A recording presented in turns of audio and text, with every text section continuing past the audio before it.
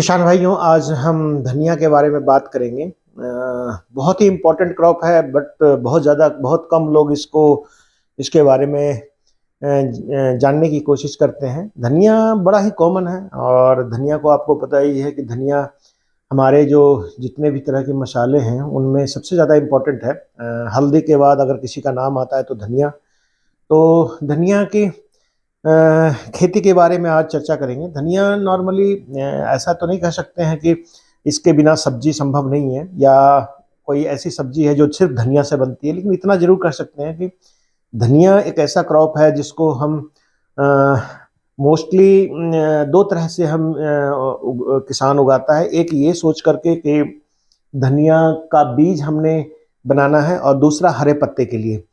लेकिन नॉर्मली आज के समय में जैसा खाने पीने का जो हमारा ट्रेंड चेंज हुआ है उसमें गार्निशिंग बहुत इम्पोर्टेंट हो गया है, यानी कि खाने में खुशबू बहुत ज़रूरी है और वो जो खुशबू है उसमें धनिया का जो हरा पत्ता है वो बहुत ज़्यादा इम्पोर्टेंट रोल प्ले करता है। तो आज हम हरे पत्ते वाले धनिया के बारे में बात करेंगे, बीज के लिए हम नहीं बात करेंगे। और इसके लिए आप देख रहे हैं कि अगर मैं अभी धनिया के खेत में ही हूँ, ये एक ऐसा क्रॉप है जिसकी हाइट हम कहें तो बहुत कम होती है। 8 से 10 इंच की हाइट होती है जो पत्ते वाला धनिया हम लेते हैं। और इसको लगाना और इसकी मार्केटिंग से लेकर के लगाने से लेकर मार्केटिंग के बीच में नॉर्मली 35 से 40 दिन का टाइम होता है। जिस समय बीज को खेत में बिजाई करते हैं और उसके बाद जब पहली कटाई होती है तो ऑलमोस्ट माना जाता है कि अगर लहसुन मूली के बाद कोई ऐसी क्रॉप जो सब्जियों में यूज़ होता है वो सबसे कम दिन में होता है, तो उसमें धनिया बड़ा ही इम्पोर्टेंट है। 35 से 40 दिनों में पहली कटाई हो जाती है। सबसे पहले एक एक जो हम बात करेंगे, पूरे भारतवर्ष में इसकी खेती होती है। पूरे विश्व में कह सकते हैं कि हरे धनिया का बड़ा ज़्यादा इसका डिमांड भी रहता है। नॉर्मली जो धनिया है वो मेडिसिनली इम्पोर्टेंट है। कई लोग इसको कहते हैं कि खून को साफ करने के लिए धनिया का जो जूस है उसको, हरे पत्ते का धनिया का जूस है उसको पीना चाहिए। और इसमें जो आदमी का जो कह सकते हैं कि जो ग्रोथ है या प्रोटीन की जो मात्रा है मनुष्य के लिए, जो ग्रोथ के लिए, बढ़वार के लिए, उसमें भी धनिया का बड़ा अच्छा रोल है। बाकी प्रजनन जो हमारी क्रिया है उसमें भी इसको माना जाता है कि ये भी बहुत ही इम्पोर्टेंट रोल प्ले करता है। स्वादिष्ट तो है ही, खुशबूदार भी है, स्वादिष्ट भी है। और अगर इसको अच्छी तरह से लगाया जाए तो किसानों के लिए कभी कभी पूरे वर्ष में खास करके गर्मी और बरसात के मौसम में बहुत ज़्यादा पैसे देने वाली फसल है। बहुत कम खर्च में इसकी खेती की जा सकती है। जलवायु की बात करते हैं तो यह पूरे वर्ष भर लगाई जाने वाली फसल माना जाता है। अगर आप रबी के मौसम में जो नॉर्मली हमारी अक्टूबर से शुरू होता है, अक्टूबर, उसके बाद खरीफ के लिए तो होता ही है बरसात में, और ये जायद में भी, यानी कि गर्मी, बरसात और सर्दी तीनों मौसम में इस सब्जी को लगाया जा सकता है। सब्जी हम इसलिए बोल रहे हैं क्योंकि ये इसके हरे पत्ते को हम ज़्यादा यूज़ करते हैं और आज हम बात भी हरे पत्ते के बारे में कर रहे हैं। तो जलवायु के हिसाब से चूंकि ये तीनों मौसम में होता है तो इसमें सबसे ज़्यादा ध्यान रखने वाली बात होती है कि इसकी जर्मिनेशन और प्रारंभिक बढ़वार, यानी इसके बीज के अंकुरण के लिए जो तापमान चाहिए वो 20 से 25 डिग्री टेम्परेचर बहुत ही बढ़िया माना जाता है। उस पर 4 से 5 दिन या 6 दिनों में ये अंकुरित हो जाता है। और लेकिन गर्मी के मौसम में चूंकि टेम्परेचर बहुत ज़्यादा होता है तो कोशिश ये की जाती है कि बीज को अंकुरित करा करके, यानी कि उसको पहले भिगो करके और उसके बाद इसकी बिजाई की जाती है। और बरसात में ये ध्यान रखना पड़ता है कि जब हम इसकी बिजाई करते हैं तो कोई फफूंद ना लग जाए। कई तरह की बीमारियां जो मृदा जनित है या मिट्टी से आने वाली जो फफूंद बीमारी है वो कई बार बहुत नुकसान पहुंचाती है। तो ये तीनों मौसम में मतलब खास करके रबी के मौसम में, जिसमें अक्टूबर के महीने में करीब बिजाई की जाती है, वो उसमें ज़्यादा मेहनत नहीं करना पड़ता है। वो नॉर्मल उस समय टेम्परेचर 20-22 डिग्री टेम्परेचर होता है, तो बड़ी आसानी से 6 से 7 दिन में निकल आता है। दूसरी जो है तो हर मौसम में चूंकि ये लगता है, बाकी बढ़वार के लिए इसके टेम्परेचर की आवश्यकता जो है, ऐसा कह सकते हैं कि 0 डिग्री सेंटीग्रेड यानी कि 4 से 5 डिग्री सेंटीग्रेड से लेकर 30 से 35 डिग्री सेंटीग्रेड टेम्परेचर के बीच में इसकी खेती आसानी से होती है, यानी बहुत ज़्यादा वर्सेटाइल है। एक बार ये जर्मिनेशन हो गया, अंकुरण हो जाने के बाद इसमें इसकी जो बढ़वार है वो हो जाती है पौधे को। और लेकिन गर्मियों में थोड़ा सा मुश्किल ये होता है कि जलवायु के हिसाब से बोले कि जो हम मल्टी कटिंग या जिसको हम बोल सकते हैं कि पत्ते के लिए हम धनिया लगाते हैं, उसमें हम ये देखते हैं कि सर्दियों के मौसम में इसकी 8 से 10 कटाई भी हो जाती है, अगर आपने अच्छी तरह से इसकी देखभाल की है तो। जो गर्मी वाला फसल है उसमें 2 से 3 कटाई हो पाती है। और बरसात वाली की हम मान के चलते हैं कि चूंकि बीमारी और कीड़े की समस्या ज़्यादा आती है, कीट की समस्या बहुत ज़्यादा आ जाती है कई बार बरसात के मौसम में, तो उस कंडीशन में हम 1 से 2 या नॉर्मली हम पौधे को उखाड़ ही लेते हैं एक कटाई के बाद। तो ये तीनों तरह का मौसम में चलता है। अगर आप जैसे सर्दी के मौसम में आपने इसको लगाया है तो 8 से 10 कटिंग तक भी इसकी चली जाती है। गर्मियों के मौसम में अगर हम देर से कटाई करते हैं तो इसमें डंठल निकल आते हैं इन्हीं। और सर्दियों के बरसात वाले मौसम में जो है वो उसमें पत्ते जो है पीले पड़ने लगते हैं या पत्ते के ऊपर दाग आने लगता है। जो खूबसूरत पत्ता जो आपको मिलेगा वो सर्दी वाली फसल में मिलेगा और कभी कभी गर्मी वाली फसल में। लेकिन गर्मी वाले में अगर कटाई में जरा भी देर की तो इस बीच से इसका डंठल निकल आता है और डंठल जो है उसमें फूल आने लगते हैं। तो ये 2 चीजें हैं मौसम के जलवायु के अनुसार। मिट्टी की बात करते हैं। मिट्टी इसके लिए सभी तरह की मिट्टियों में इसकी खेती की जा सकती है, चाहे रेतीली है, रेतीली दोमट है, रेतीली चिकनी है। जो महत्वपूर्ण है इसमें है वो कि उपजाऊ मिट्टी होनी चाहिए, यानी कि उसमें जीवांश की मात्रा जिसको हम बोलते हैं, जो उपजाऊ मिट्टी जिसको बोलते हैं, कि बहुत ज़्यादा सख्त नहीं होनी चाहिए, भुरभुरी मिट्टी होनी चाहिए। और जिसमें गोबर की खाद, अगर मिट्टी आपकी बहुत ज़्यादा सख्त है तो उसमें गोबर की खाद डाल करके इसको तैयार किया जा सकता है। रेतीली भी भूमि में भी ये हो जाती है। और पीएच मान जो है 6.5 टू 7.5 के बीच में अगर पीएच है सॉइल मिट्टी का, तो उसमें इसकी खेती आसानी से की जा सकती है। जहाँ तक मिट्टी में जो सबसे इम्पोर्टेंट, एक और इम्पोर्टेंट इसमें बात हम कह सकते हैं कि जल जमाव की समस्या नहीं होनी चाहिए, यानी कि जिस खेत में पानी खड़ा होता हो या जैसे सिंचाई करने के बाद पानी काफ़ी देर तक रुक जाता हो, वो कंडीशन में इसकी खेती थोड़ी मुश्किल होती है। तो इसलिए जल निकास की उचित व्यवस्था अवश्य होनी चाहिए उस मिट्टी में। और मिट्टी जो है वो सख्त नहीं होनी चाहिए, ज़्यादा गीली भी नहीं होनी चाहिए, यानी कि जब बारिश हो या पानी लगाते हैं तो बहुत ज़्यादा गीली ना हो और बहुत ज़्यादा सख्त भी नहीं होनी चाहिए। कम पानी की आवश्यकता इसको होती है। मिट्टी में हम जैसे हम खाद और उर्वरक की बात करें अगर, तो इसमें गोबर की खाद प्रचुर मात्रा में डालना चाहिए। जैसे आप सड़े हुए गोबर की खाद जो होती है उसके आप प्रचुर मात्रा इसमें डालें, और खास करके वैसे गोबर का प्रयोग करें जो पूरी तरह से सड़ा हुआ हो। कच्चे गोबर का प्रयोग ना करें क्योंकि उसमें दीमक की समस्या भी आती है और कई तरह के और भी कीड़े आ जाते हैं, जिससे इसके शुरुआत के समय में अगर कच्चे गोबर डाल दिया तो पौधे जो इसके होते हैं सूखने लगते हैं। तो हर हालत में आप तैयार गोबर जो उसको हम बोलते हैं कि अच्छी तरह से सड़ी गली गोबर की खाद ही डालें, या केचुआ खाद आप डाल सकते हैं। इसकी मात्रा जो है, जो गोबर की खाद है, वो करीब करीब प्रति जो कनाल है, अगर कनाल की बात करें, या प्रति हेक्टेयर 250 क्विंटल की जरूरत पड़ती है। और प्रति कनाल की जब बात करें तो 10 क्विंटल करीब करीब गोबर की खाद एक कनाल में आप यूज कर सकते हैं। जहाँ तक केचुआ की खाद की बात करें तो केचुआ का खाद प्रति स्क्वायर मीटर, 1 स्क्वायर मीटर में आप 1 किलोग्राम केचुआ का खाद डाल सकते हैं। ये बहुत ही बढ़िया रहता है। केचुआ का खाद भुरभुरा भी होता है और इसको बाद में भी डाल सकते हैं जब आप बिजाई कर देते हैं। अब आते हैं बीज की मात्रा के ऊपर। धनिया की फसल जो है, मैंने आपको बोला कि 2 तरह की। कभी भी आप धनिया जो लगाते हैं, जो किचन में आपके धनिया आता है, किचन में धनिया का बीज अगर आप साबुत रखते हैं, उसको ना लगाएं। मैंने देखा है कि उसको लगाने के बाद एक कटाई से ज़्यादा नहीं हो पाती है, चाहे वो आप बरसात में लगाएं, चाहे गर्मियों में, चाहे सर्दियों में लगाएं। तो इसके लिए ध्यान रखना ये है कि आप बाजार से अगर हरे पत्ते के लिए आप धनिया की खेती करना चाहते हैं तो उस कंडीशन में आपको धनिया है जो वो बाजार से खरीदना चाहिए। इसकी कई सारी किस्में हैं, कई सारी वैरायटी है जो मैं यहाँ पर आपको दे रहा हूँ, और इसको आप देख सकते हैं कि कौन कौन सी वैरायटी इसमें। कुछ ऐसी किस्में हैं जो सब हमारे कृषि विश्वविद्यालय जो हमारे देश में है उनके द्वारा निकाला गया है, और कुछ ऐसे हैं जो प्राइवेट सेक्टर के द्वारा निकाला गया है। प्राइवेट सेक्टर में एक सुरभि है जो नामधारी की है, बहुत अच्छी किस्म है जैसे आप देख रहे हैं। और बहुत सारी ऐसी किस्में हैं जैसे मल्टीकट है, खास करके मल्टीकोट बोलते हैं, वो इंडो अमेरिकन की है, तो ये किस्म भी बहुत अच्छी है। लेकिन प्राइवेट सेक्टर की जो बीज हैं वो मोस्टली जो हरे वो आते ही हैं हरा धनिया उत्पादन करने के लिए, जिसकी 7 से 8 नॉर्मली 10 कटिंग तक इसकी ली जा सकती है, डिपेंड करता है।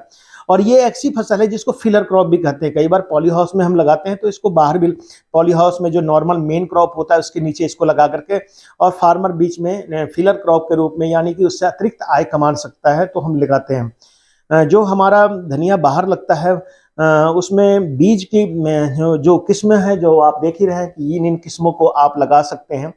बीज को तैयार करने की बात, बीज की मात्रा की बात करें तो बीज की मात्रा करीब करीब 1 किलोग्राम, अगर आप हरे पत्ते के लिए आप ले रहे हैं तो डेफिनेटली है कि 1 किलोग्राम बीज प्रति कनाल, यानी करीब करीब 20 से 25 किलोग्राम बीज प्रति हेक्टेयर की आवश्यकता धनिया में होती है।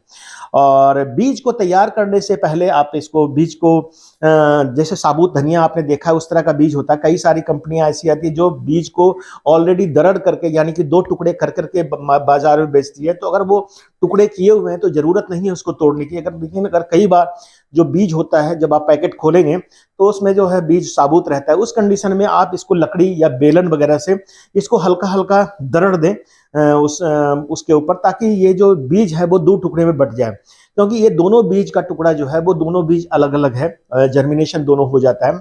दूसरा, बिजाई से पहले सर्दियों में तो मैंने आपको बोला कि 20 से 25 डिग्री टेम्परेचर है, उस कंडीशन में तो आप लगा दीजिए, 4 से 5 दिन में ये निकल आता है।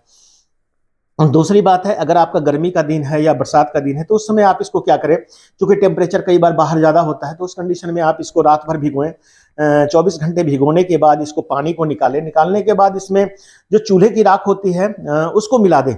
24 घंटा भिगो लिया, उसके बाद कपड़े में छान के रख लिया, उसी में आप चूल्हे की राख करीब, जैसे 1 किलोग्राम बीज है तो 1.5 किलोग्राम आप चूल्हे की राख डाल करके उसमें और अच्छी तरह से उसको मिला दें।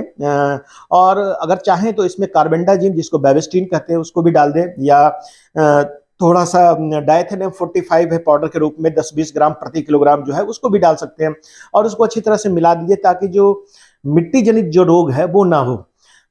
जो शुरुआत में डैम्पिंग ऑफ हो जाता है, जैसे धनिया जर्मिनेट करता है, अंकुरित होता है और उसके बाद वो पौधे सूखने लगते हैं।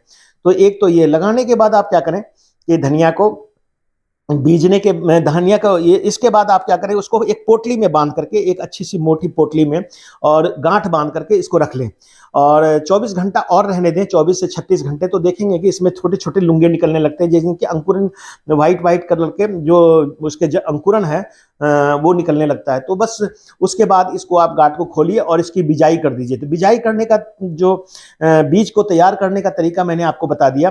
बेबिस्टिन और M45 जरूर डालें। कई बार जो सीड कंपनियां भेजती है वो गुलाबी कलर का बीज दिखाई देता है, या रेड कलर से पेंट किया हुआ रहता है, जिसको हम, या हरे रंग से, तो वो ऑलरेडी उपचारित होता है, उसको उपचारित करने की पुनः आवश्यकता नहीं है। लेकिन अगर आप नया बीज ले रहे हैं जो उपचारित नहीं किया हुआ, उसको बेबिस्टिन और M45 से उपचारित कर सकते हैं। बीज की को तैयार खेत में आपने लगाना कैसे है? अब लगाने के लिए आपके पास 2 टेक्निक है, या तो फ्लैट बेड में लगाइए। नॉर्मली जो रबी फसल है उसको हम फ्लैट बेड में ही लगाते हैं। थोड़ी दबी हुई क्यारी बनाते हैं, ऊंची उठी हुई क्यारी बनाने की आवश्यकता नहीं है। 3 बाई 1 मीटर का या 1 मीटर बाई 1 मीटर का, नॉर्मली ये तो किचन गार्डन की क्रॉप मानी जाती है। शायद ही ऐसा कोई किचन, छोटा मोटा या बड़ा किचन गार्डन हो जिसमें धनिया नहीं लगा हो। और ये ऐसे पसंद करने किए जाने वाला जो है सब्जी है जिसको सबसे ज्यादा लोग पसंद करते हैं कि हमारे खेत में या किचन गार्डन में यह होना ही चाहिए। आप देखते हैं कि नॉर्मली जिस सारे तरह के वेजिटेबल आप खरीद लीजिए मार्केट में भी, थोड़ा सा बाद में धनिया और हरी मिर्च जरूर मांगते हैं। तो यानी कि 2 एक ऐसी इंपॉर्टेंट वेजिटेबल है या सब्जी है जिसकी डिमांड रहती है, और इसको कई तरीके से यूज भी किया जाता है। नॉर्मली इसको चटनी के रूप में यूज करते हैं, या गार्निश करने के लिए इसके पत्ते, हरे पत्ते को काट करके हम सब्जियों में डालते हैं, या दाल में, या तड़का लगाने के समय इसको यूज करते हैं। एक अलग सा फ्लेवर इसमें आ जाता है। तो बीज को आपने ट्रीट करने के बाद 2 फ्लैट जो क्यारी बनानी है, या तो फ्लैट बेड में, गर्मियों में इसको हम थोड़ी गहरी वाली क्यारी बनाते हैं, और बरसात में उठी हुई क्यारी, यानी कि तीनों मौसम में धनिया लगाने के लिए आपको थोड़ा सा अपना टेक्निक बदलना पड़ेगा। क्योंकि बरसात में ज़्यादा बारिश हो जाती है, तो अगर पानी खेत में खड़ा हो गया तो उस कंडीशन में खराब भी फसल हो सकती है। तो उस कंडीशन में आप जो है जो है उठी हुई क्यारी बनाइए। मेड़ जो है कम से कम 5 से 6 सेंटीमीटर या 8-10 सेंटीमीटर ऊंची उठी हुई क्यारी बना करके, मेड़ बना करके उसके ऊपर 3 लाइनें आप लगा सकते हैं। जबकि गर्मियों के दिनों में चूंकि पानी की आवश्यकता ज्यादा होती है और तेज धूप होता है, उस कंडीशन में आप दबी हुई क्यारी यानी कि जो नॉर्मल जमीन का जो सरफेस है उससे थोड़ा नीचे रह करके बनाइए। और जो सर्दियों का मौसम है उसमें आप कैसे भी, चाहे ऊंची उठी हुई क्यारी में बनाइए, चाहे नीचे दबी हुई क्यारी में, चाहे फ्लैट में लगाइए, चाहे ऊंची, किसी भी क्यारी तरह के टेक्निक को आप अपना सकते हैं। जहां तक बिजाई का तरीका का बात है तो इसमें बीजते कैसे हैं, कई लोग इसको जैसे दबी हुई क्यारी तो छट्टा लगाते हैं, वो भी एक टेक्निक अच्छा है। उसमें रेत मिला करके आप इसके बीज को, क्योंकि छोटा बीज होता है तो छट्टा लगा सकते हैं, छिटका ब्रॉडकास्टिंग कर सकते हैं। ब्रॉडकास्टिंग करने से कई सारे बीज ऊपर भी रह जाते हैं। लेकिन दूसरा जो टेक्निक है इसको कि लोकलाइज्ड यानी कि जमीन में थोड़ा सा गड्ढा करके करीब 1 से 1.5-2 सेंटीमीटर गड्ढा करके उसमें बीज को डालते हैं और उसके बाद बीज को हम ढक देते हैं। वैसे ये टेक्निक सबसे ज्यादा अच्छा है, क्योंकि धनिया के 3 से 4 बीज एक जगह लेकर के आप डाल दीजिए और उसके बाद उसके ऊपर से गोबर से या केचुआ खाद और मिट्टी के मिश्रण है उससे ढक दीजिए। उससे क्या होगा, कभी भी ये ध्यान जरूर रखना चाहिए कि जब भी आप बिजाई करें तो जब तक बीज अंकुरित ना हो जाए तब तक आप पानी ना लगाएं। ये ध्यान रखें। इसके लिए आपको क्या करना पड़ेगा, जब भी आप क्यारी बनाएं तो क्यारी में नमी होना चाहिए। तो यानी नमी अगर नहीं है, सूख गई है क्यारी, तो आप उसको पहले पानी लगा करके फिर क्यारी को तैयार कीजिए। अगर मेड़ पे है तो मेड़ को पहले पानी लगा दीजिए फुहारे वगैरह से, उसके बाद उसको बिजाई कीजिए, ताकि बीज को बीजने के बाद, बिजाई करने के बाद उस पे ऊपर से गोबर से हल्का सा ढक देते हैं 1 से 2 सेंटीमीटर। तो उसके बाद आप सिंचाई ना करें। सिंचाई कर अगर करनी भी है तो हल्की सिंचाई करें, क्योंकि ऊपर पपड़ी नहीं बननी चाहिए मिट्टी की, एक हार्ड लेयर नहीं बनना चाहिए जो अगर धूप बनता है तो ये कंडीशन होता है। तो बिजाई आप कर दीजिए। और ये तीनों टाइम, गर्मी बरसात और सर्दी, तीनों मौसम में ये चूंकि ये फसल होती है तो थोड़ा थोड़ा प्लांटिंग और बेड बनाने के टेक्निक में थोड़ा सा अपनी सहूलियत के अनुसार इसको कर सकते हैं। अगर आप कमर्शियल कर रहे हैं तो आजकल सीड ड्रिल भी आता है जो धनिया के बीज को बीजने वाला, उससे भी आप एक हैंड सीड ड्रिल आता है, उससे भी आप बिजाई कर सकते हैं। या फिर आप ऐसा कर सकते हैं कि छोटे से जो खिलना होता है या छोटा सा जो खुरपी टाइप का होता है उससे हम थोड़ा हल्का सा छेद बनाते हैं। एक 10 सेंटीमीटर के 8 से 10 सेंटीमीटर की दूरी पे लाइनें बनाइए और 5-5 सेंटीमीटर या 10 सेंटीमीटर की दूरी पर आप इसकी बीज को बिजाई कर दीजिए। नॉर्मली 15, जो कमर्शियल लोग करते हैं वो लाइन से लाइन की दूरी 15 सेंटीमीटर रखते हैं और बीज से बीज की दूरी आप जो लाइन या 10 सेंटीमीटर रखते हैं।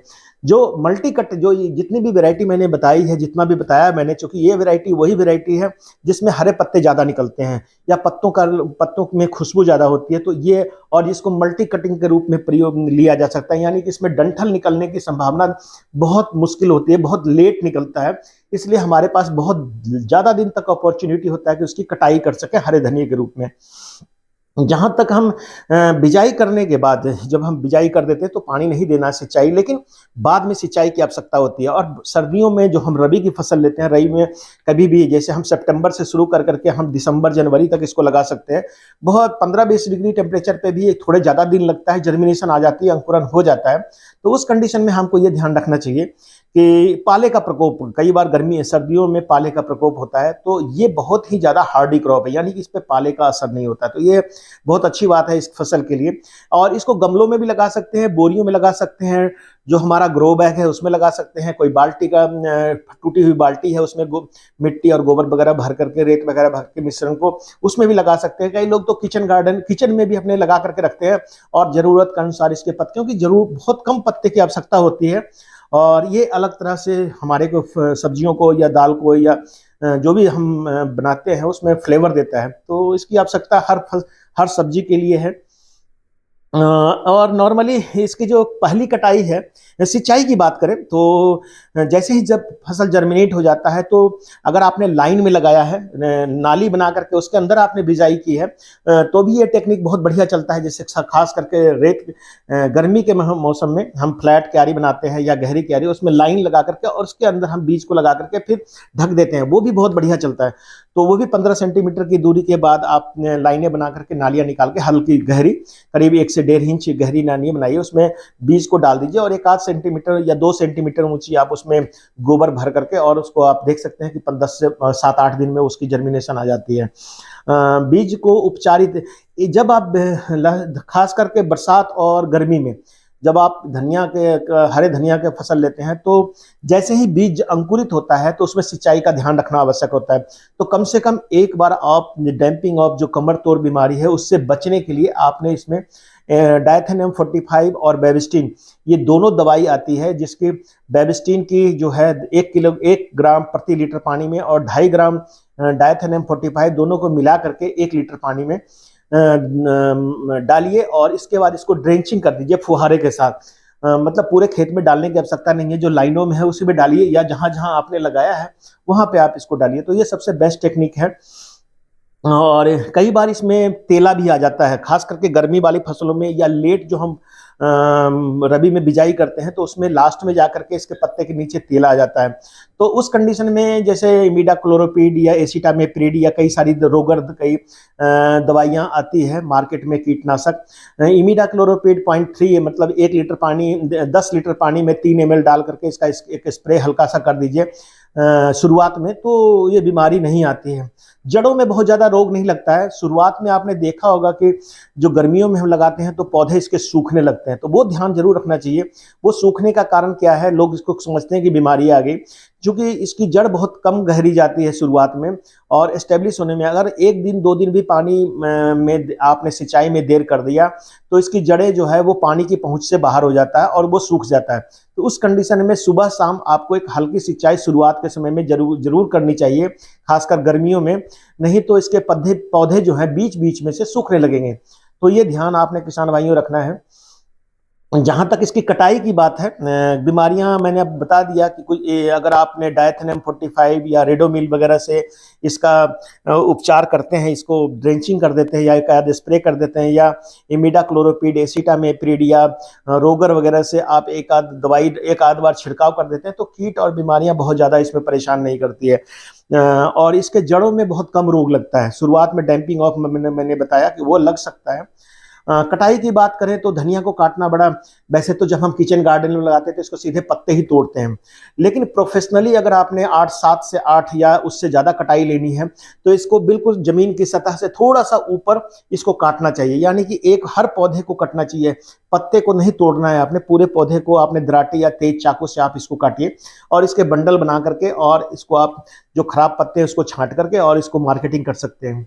जहां तक पैसे की बात करें, आमदनी की बात, तो अगर आपने पैसा कमाना है धनिया से, अगर आप चाहते हैं कि अच्छा इनकम हो तो इसको गर्मी में लीजिए। गर्मी में इसका रेट 200, 150, 200, 250, 300 रुपये किलो तक कभी कभी चला जाता है। और बस बरसात में तो कभी कभी मैंने ये भी देखा है कि बहुत सारे जगह तो ये मिलता भी नहीं है, लेकिन उस समय इसका रेट 400-500 रुपये प्रति किलोग्राम होता है। तो उस समय रेट इसलिए ज्यादा होता है कि उसे आसानी से ओपन मतलब खेत में उगाना थोड़ा मुश्किल होता है कि तेज बारिश से पौधे इसके शुरुआत में ही उखड़ जाते हैं या बारिश में बह जाता है। उस कंडीशन में किसान, या उसमें कीड़े बहुत ज्यादा लगते हैं, बीमारियां ज्यादा आ जाती हैं, तो बहुत ज्यादा रिस्क जो है वो किसान नहीं लेता है। गर्मियों में इसकी डिमांड होती है, लेकिन 1 से 2 कटाई से ज़्यादा नहीं चल पाता। तो आपको ध्यान रखना है कि क्योंकि तेज गर्मी होगी तो इसके जो बीज से हैं वो जो मोटे वाले डंठल है जिसमें फूल बनता है वो निकल जाता है और उसकी मार्केट वैल्यू डाउन हो जाती है। तो जहाँ तक भी इसके मार्केट की बात है तो नॉर्मली उसकी मार्केट वैल्यू तभी रहती है जब इसके हरे पत्ते होते हैं, तो कलर भी चेंज होने लगता है। नॉर्मली जो किस्मों का चुनाव पे जरूर ध्यान रखें। मैं ये नहीं कहूँगा कि आप प्राइवेट सेक्टर के हाइब्रिड ही लगाएं या प्राइवेट सेक्टर के ही बीज लगाएं, लेकिन कोशिश ये करनी चाहिए कि प्राइवेट सेक्टर के जो कंपनियां होती है उनके बीज मैंने देखा है कि वो ज़्यादा जो है वो अच्छा होता है हरा धनिया के लिए। लेकिन जब हम लगाते हैं तो इसकी कटाई पे भी डिपेंड करता है कि आपने कैसे कटाई की, कितनी मेहनत की है। बहुत ज़्यादा सिंचाई की आवश्यकता नहीं होती है। तो किसान भाइयों, मैं धनिया के बारे में पूरा जो आपको एक कि धनिया से आप क्या इनकम कर सकते हैं या कैसे आप इसको कमा सकते हैं या कैसे आप इसको खेती कर सकते हैं, उसके बारे में मैंने बताने की कोशिश किया। मेरा ये कहना है कि धनिया जब भी आप लगाएं तो हमारे यहाँ धनिया नॉर्मली हर कोई बीजना जानता है, तो नॉर्मली इसको एक जगह पे आप 10 से 12 सेंटीमीटर की दूरी पे लगाएं ताकि आपको काटने में आसानी हो। जैसे आप लगाएंगे तो अगर आपने थोड़ा सा धनिया चाहिए अभी सब्जी के लिए तो एक जगह से काटा तो पूरा का पूरा जो है, तो इसी तरह से आप लाइनों में लगा सकते हैं। इसे इंटरक्रॉप में के रूप में भी लिया जाता है, यानी 2 फसलों के बीच में, जैसे खासकर सब्जियों में जैसे लहसुन का क्यारी लगाते हैं उसके किनारे किनारे लगा देते हैं, प्याज लगाते हैं उसके किनारे किनारे क्यारी पे लगा देते हैं। कई बार इसको जैसे टमाटर वगैरह हमने सर्दियों में अगर लगाया है तो उसके किनारे लगा देते हैं। ये नीचे ये बहुत ज्यादा तो बढ़ती नहीं है, तो नॉर्मली जहां पर भी आपको लगता है कि शुरुआत के 35 40 50 दिन तक खेत खाली रहेगा या उसमें गैप दिया हुआ है, तो उसके बीच में आप इसको लगा सकते हैं। एक छोटी क्यारी हर किसी के घर में होती है और ये सबसे इम्पोर्टेंट क्रॉप है। मैंने बोला आपको कि इसको बोरियों में भी लगा सकते हैं, सब जगह लगा सकते हैं। बीमारियों की बात मैंने कर दिया कि बहुत ज़्यादा बीमारी तो नहीं लगता। अगर आप इसमें देसी जैसे वो इलाज की बात है, तो अगर आप 10 से 15 दिन के बाद लहसुन का पानी, हल्दी का पानी इसके ऊपर अगर छिड़कते रहें तो कई सारे कीड़े और बीमारियां इसमें नहीं आती। तो किसान भाइयों, आज मैंने हरा धनिया के बारे में आपको थोड़ा सा जिक्र किया। विस्तार से चर्चा हम बाद में करेंगे, कोई और क्रॉप जब हम इसको आमदनी के लिए किसान इसको कैसे लगाएं या क्या लगाएं। और मैं यही बताया आपको कि एक फिलर क्रॉप के रूप में भी यूज किया जाता है, इंटर क्रॉप में भी होता है और पॉली हाउस में भी इसको लगाया जाता है। पॉली हाउस में किसान बरसात में इसको लगा करके बहुत पैसा कमाते हैं। ये मैंने किसानों को राय भी देता हूं कि अगर बरसात में आपको कोई भी फसल नहीं दिख रहा है लगाने के लिए पॉली हाउस में, तो धनिया लगाइए और 2 से 3 4 कटिंग आप आराम से पॉली हाउस में ले सकते हैं बरसात के समय में, और बहुत पैसा आपको देगा। अगर आप अच्छे मार्केट में, लोकल मार्केट के अलावा डिस्टेंट दूर के मार्केट में भेजते हैं तो कई बार सब्जी मंडी को देखते हुए तो अच्छा खासा पैसा देता है। और उस समय इसकी कटाई भी तीसरे दिन चौथे दिन हो जाती है, यानी कि आज काटा तो चौथे पांचवें दिन फिर काटने लायक हो जाता है। जबकि सर्दियों में इसको टाइम लगता है कि 1 सप्ताह का टाइम लग जाता है। पहले अगर आपने एक बार कटाई की है तो दूसरा कटाई होने में करीब करीब 1 सप्ताह का समय लग जाता है। तो ये सारी बातें थी धनिया के बारे में। अगर कोई प्रश्न है तो जरूर पूछिए। मेरा आप लोग से अनुरोध है कि आप मेरे चैनल को सब्सक्राइब अवश्य करें, और कोई जानकारी आपको चाहिए तो 9418494333 पर आप मेरे को